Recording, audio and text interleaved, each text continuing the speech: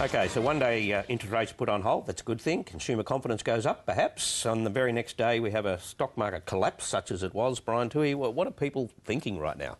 I should imagine that politically, I mean, it's not the Australian government's fault, by the way. It is what's happening overseas. It's just this rotten carbon tax. Well, yes, there's one thing that the Australian government might cop some blame over. I think people are pretty stroppy about what this constant turmoil does to their superannuation balances, and I would have thought there'd be strong pressure on the government to not go ahead with its planned lift in the compulsory superannuation contributions from 9% of their salaries to 12%. What would that do to consumer confidence if the government put up the red flag on that?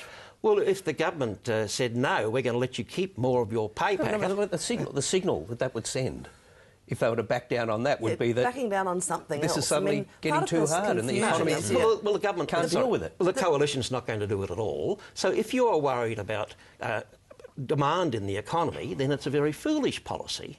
I don't think it matters whether you change the policy. It's a foolish policy to lift superannuation from 9 to 12%. The political contribution to this, to all of this, I reckon, Brian, though, is that on one hand, you know, you've got a government that over the last 4 years has been all, you know, we're going to have a carbon price. No, we're not. Oh, yeah, we are. No. But this Prime Minister is a great guy. No, he's not. All right, off of his head. You know, we're going to have a health deal. It's going to get... Well, why would you persist? There's reversals aplenty, you know, like, so that... imbues the scene with this kind of air, a sense of slight unpredictability. Am I wrong, right? And then on the other side, you've got Tony Abbott saying, well, look, you know, don't get too used to any of this because it's all going to go when I get in.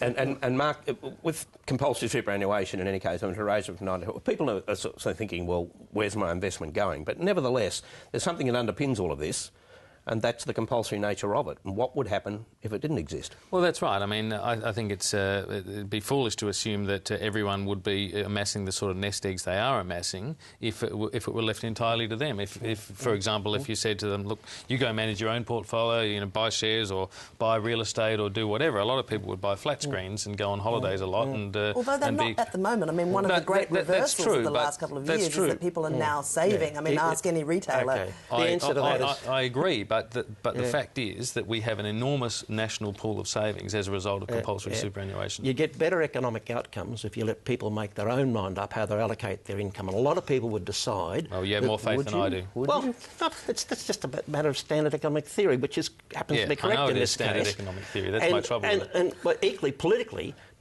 a lot of people would prefer to spend more of their salary when they've got really heavy pressures, bringing up kids, paying off a house, than worrying about how much money they're going to have 30 years later. In fact, there is a very good argument. If you need to stimulate the economy now, say this keeps going and it's really bad, and the government needs to give more stimulus to the economy, each side of politics would hate the idea of adding a lot to debt at the moment. You've got a lot of good leeway in terms of cutting interest rates, but the best thing you could do would be pay out that existing 9% as normal salaries. That'd give $42 a week for minimum wage people, and $60 for some, $80 for some. That's not going to happen.